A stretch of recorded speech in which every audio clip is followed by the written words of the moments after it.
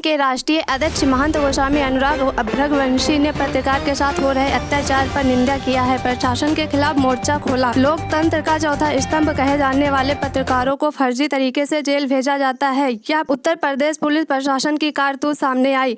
आपको बता दें कि गोसाईगंज थाना क्षेत्र में ऐसे ही एक मामला सामने आया है, जिस पर राष्ट्रीय युवा हिंदू वाहिनी के अध्यक्ष ने इस पर प्रेस वार्ता में क्या कहा, देखते हैं श्यामलाल गौतम की रिपोर्ट। उत्पीड़न हो रहा है और पिछले दिनों यहाँ राजधानी लखनऊ के गोसाईगंज थाना क्षेत्र में जो घटनाएं जिस तरह की देखने को मिली, निश्चित रूप से उनकी सूचना जिनको भी मिल रही है वो उसकी निंदा कर रहे हैं। आज हम राष्ट्रीय युवा हिंदू वाहिनी के राष्ट्रीय अध्यक्ष महंत गोस्वामी अनुराग रघुवंशी से हम इस संबंध में बातचीत कर रहे हैं और हम जानना चाहते हैं कि उनका मत क्या है। हम ये जानना चाहेंगे कि जिस तरह से पत्रकार किसी की भी जरूरत लगती है तो हर एक को जरूरत लगती है पत्रकार की।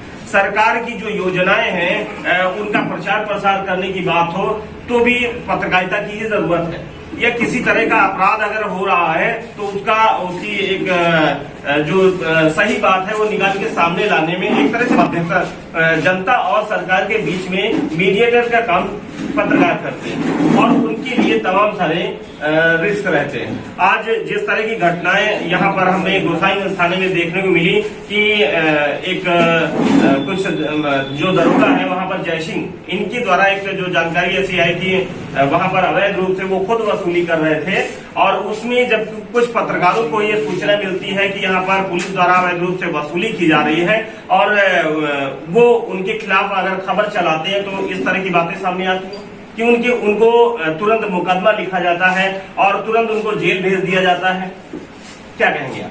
देखिए, पहले परिचय को अपना महंत गोस्वामी अनुराग रघुवंशी राष्ट्रीय अध्यक्ष राष्ट्रीय वाहिनी। और मुझे अभी कुछ दिन पहले एक पत्रकारों का डेलीगेशन आया मेरे पास वीर शुक्ला जी के नेतृत्व में और उन्होंने अपनी समस्या व्यक्त कराया कि गोसाईगंज थाने में एक अवैध दारू के ठेके को संचालित किया जा रहा था जयसिंह दरोगा के द्वारा। और जब इन पत्रकारों ने वहां पर कवरेज किया उसका और जब मीडिया में चला तो उसके बाद दरोगा जी ने क्या किया, दरोगा जी ने किनस कर अपनी खुन्नस निकालते हुए पत्रकारों पर ही उल्टा मुकदमा दर्ज कर दिया और जो विवेचना कभी 3-3, 4-4 महीने 3-3 साल में जाके लगती है जांच, वो उन्होंने 3 दिन में ठाके लगा दी। अब पत्रकार जेल गए।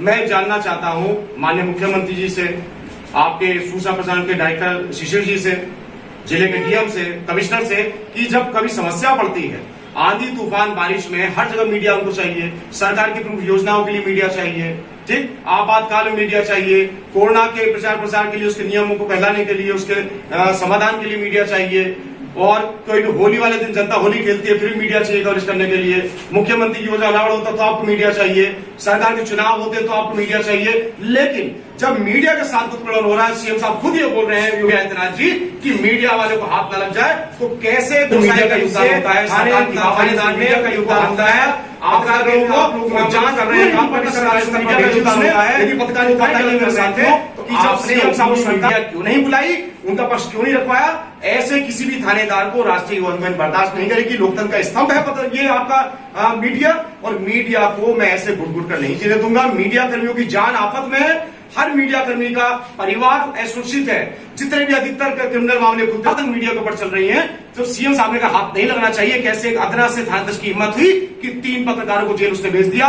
मैं इसका कड़ा विरोध करता हूं। अभी मेरी सूचना डायरेक्टर शिशिर जी से बात हुई, कल मैं लोग उनसे मिलने जा रहा हूं, मुख्यमंत्री से टाइम लिया जा रहा है, मैं पत्रकारों के साथ में डेलीगेशन लेके जा रहा हूं और तीनों पत्रकारों पर जो फर्जी मुकदमा दर्ज किया गया उसकी बाकायदा लिखित माफी मांगी जाएगी और संबंधित दोषी दरोगा को या आपके गोसाईगंज वाले को उसको जेल भेजा जाए, एफआईआर उसका नाम क्रॉस एफआईआर दर्ज हो और अपर माध्यमिकता उत्तर प्रदेश के द्वारा सीएम साहब निर्देश दें, उसकी पुनः जांच उस मुकदमे की और सच्चाई की तह तक जाया जाए। और दूसरा, पत्रकारों की जान लगातार खतरे में रहती है।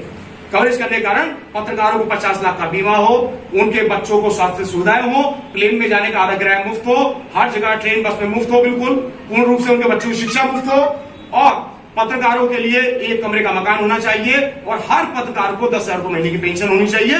पत्रकार ही वो स्तंभ है जो समाज को सही माने जीवित रखे हैं, सरकार को जीवित रखे हैं, सरकार के अच्छे कर्मों को जीवित रखे हैं, माननीय मुख्यमंत्री जी को सही सलामत बनाए हुए हैं, सरकार को बनाए हुए हैं। तो मैं चाहता हूं कि इस प्रकार का अन्याय ना हो और कड़ी कार्रवाई हो और सीएम साहब संदेश दें कि यदि किसी मीडिया कर्मी के साथ अन्याय होता है तो मैं खड़ा हूं। मैं अपने मुख्यमंत्री से पूछना चाहता हूं, आपके निर्देश के बावजूद भी ऐसे दरोगाओं की थानाध्यक्ष की कैसे हिम्मत पड़ी पत्रकारों को जेल भेजने की, क्योंकि उनकी चोरी पकड़ी गई। हर थाना अध्यक्ष काम कर रहा है आज की तारीख में, दारू के ठेके चला रहे हैं तरीके से। यदि मीडिया उसको कवरेज करती है तो क्या उसको जेल भेज दिया जाएगा? पत्रकारों को आप लोग जेल भेजेंगे? आप लोग अपराधियों की मीडिया करते हैं, आपने पत्रकारों की मीडिया क्यों नहीं करी अरेस्ट करके जेल जाते टाइम? आपने क्यों नहीं उनका पक्ष रखने दिया हो मीडिया के सामने? मैं पुरजोर विरोध करता हूं और आह्वान करता हूं कि समस्त मीडिया, इलेक्ट्रॉनिक मीडिया तब तक कार्य बाधित रखे जब तक आपको न्याय न मिल जाए, और मुख्यमंत्री जी स्वयं बुलाए मिलने के लिए और मेरे पत्रकार बंधुओं का दर्द समझें। तब तक राष्ट्रीय हिंद वाहिनी आपके साथ है, उनकी आखिरी बूंद तक साथ हूं, अनवरत लड़ूंगा, तीनों पत्रकारों को निर्दोष साबित कराकर रहूंगा। माफी मांगनी पड़ेगी सरकार को, बाकायदा थाना को जेल भेजकर उस पर मुकदमा चलाया जाए, तब जाके पत्रकारों का जो अपमान हुआ है, पत्रकारिता का जो अपमान हुआ है, लोकतंत्र के चौथे स्तंभ का जो अपमान हुआ है, वो थोड़ा सा सम्मान बहाल होगा। और उसकी एवज में पत्रकारों को, उनके परिवार को बीमा दीजिए, सुरक्षा दीजिए, बच्चों की शिक्षा मुफ्त कराइए, उनको पेंशन दीजिए। ये सरकार का अभिन्न अंग है, लोकतंत्र का अभिन्न अंग है। सरकार समझती क्यों नहीं है?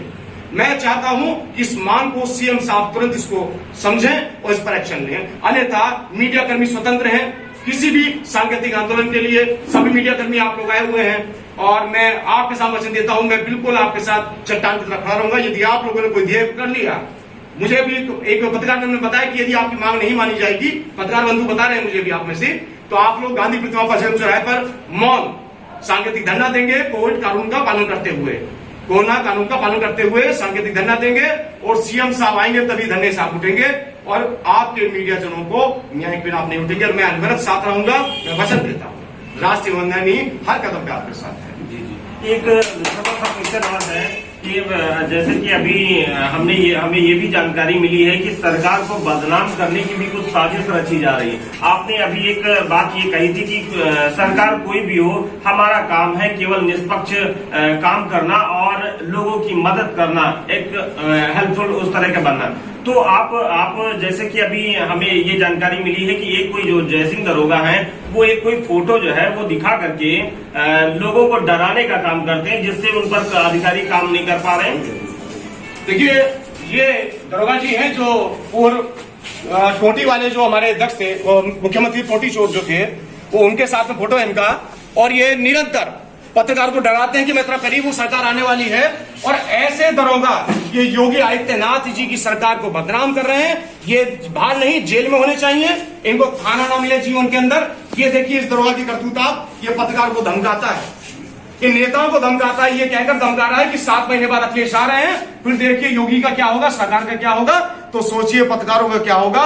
मुख्यमंत्री जी जाग जाइए, पत्रकारों को साथ दीजिए, और ऐसे दरोगाओं को जिन्होंने पत्रकार झूठा मुकदमा किया है, सरकार को बदनाम कर रहे लोग, इनको सलाखों के पीछे होना चाहिए, लोग बाहर नहीं होने चाहिए। मैं निवेदन करता हूं मुख्यमंत्री जी से, इस लोकतंत्र के चौथे स्तंभ को बचा लीजिए, अन्यथा ऐसे दरोगा जो धमकी की राजनीति कर रहे हैं, सही मायने थाना नहीं चला रहे, वो लोग राजनीति कर रहे हैं, बिके हुए ये लोग। और ये टोटी चोर के लिए बोलते हैं कि वो आएगा और आपको सबक सिखाएगा, तो मीडिया कर्मी राष्ट्रीय वंदनी डरने वाली नहीं है। ऐसे किसी दरोगा से भ्रष्टाचार जो सरकार को बदनाम करने का काम कर रहे हैं, योगी आदित्यनाथ के लिए कोई भी गलत करेगा या सरकार धमकाएगा पत्रकारों को, तो राष्ट्रीय वंदनी उसके बीच में खड़ी होगी और उसको मुंहतोड़ जवाब देगी। एक छोटा सा और क्वेश्चन ये है कि क्या आपको लगता है कि चुनी हुई जनता द्वारा चुनी हुई सरकार को लगातार भ्रष्ट प्रशासनिक अफसरों द्वारा साजिश रची जा रही है? जैसे कि जन शिकायत प्रणाली है, वो एक झूठ का पुलिंदा है, क्योंकि वहां पर उसमें केवल एक ऑनलाइन तो दिखाता है कि हमारे पास ये शिकायतें आई और उनका निस्तारण हो गया, और सरकार को जो जानकारी जाती है वो गलत जानकारी जाती है, क्योंकि ये लोग उस पर झूठी रिपोर्टें लगाते हैं। सबसे बड़ा उदाहरण बताता हूँ जी, मैं पिछले साल महाराष्ट्र में संतों की हत्या हुई थी, उस पर उद्धव ठाकरे ने बोला कि गलतफहमी थी, उसके ऊपर मैं मुखर हुआ। मैंने अयोध्या में संतों को साथ लिया, कानपुर में लिया, फिर मथुरा में जा रहा था, संतों सानिध्य में वहां के जो डीएम थे सर्वग्राम मिश्रा जी, वो अखिलेशवादी थे, और उन्होंने मेरे एक सांकेतिक कार्यक्रम को, जो मैं कोरोना मरीज को सम्मानित करने गया था, पुलिसकर्मी सम्मानित करने गया था, संतों से मिलने गया था, उन्होंने मुझ पर 10 मुकदमे लगवाए, मुझे राष्ट्रपति लगवाएंगे, और उन्होंने सरकार को बदनाम करने का काम किया कि हिंदुवादी नेता सरकार के विरोध में काम करके। ऐसा नहीं है, हम एकलव्य हैं योगी जी के, वो हमारे द्रोणाचार्य हैं, हमने उनकी प्रतिमा लगाकर हमने आज तक राजनीति की है, हमने कुछ मांगा नहीं है, कभी मांगेंगे नहीं, निस्वार्थ शिष्य हैं। और ऐसे डीएम, ऐसे अधिकारीगण निरंतर कोशिश कर रहे हैं कि जो भी इस सनातनी सरकार को योगी सरकार को हिला सके, नुकसान पहुंचा सके अधिकारी कर रहे हैं। इसीलिए वो लोग जनता के मामले हिलावाली कर रहे हैं। आपने कल का अखबार पढ़ा हो तो जन अदालत वो लगाते हैं सीएम साहब अपने यहाँ, जनता दरबार लगाते हैं, उसमें लोग छोटे छोटे समस्याएं लेकर सीएम साहब पे आ रहे हैं जो ब्लॉक स्तर से, एसडीएम स्तर से, सीओ स्तर से हो जाने चाहिए। तो सीएम साहब समझ रहे हैं कि अधिकारी किस प्रकार से सरकार को पलटा लगा रहे हैं और योगी राज को हटाने के लिए निरंतर लगे हैं, क्योंकि ये लोग अखिलेश राज के रहने वाले हैं। मुझ पर राजस्व लगाई थी तो केंद्र सरकार ने समझा मुझे और उन्होंने 1 महीने 21 दिन के रिकॉर्ड टाइम में राजस्व हटाई और आज मैं फिर से आप लोगों के लिए काम कर रहा हूं। ये लोग निरंतर सीएम साहब के हाथ पर पट्टी बांध रहे हैं। सीएम साहब को ऐसे अधिकारी को सस्पेंड करना होगा, सजा देनी होगी जो जनता को जो है लगातार लूट रहे हैं, सरकार को बदनाम कर रहे हैं, इतनी अच्छी सरकार को बदनाम कर रहे हैं। और यही काम पत्रकारों के साथ हुआ है। ये वही अधिकारी हैं जो लोग सत्ता बदलने के इंतजार में हैं और ये लोग जनता को भड़काते हैं, उनका काम ना करके उनको परेशान करके, ताकि ये सत्ता विरोधी हो जाए। ये इनकी चाल है। सीएम साहब समझे, इन पर कार्रवाई करें।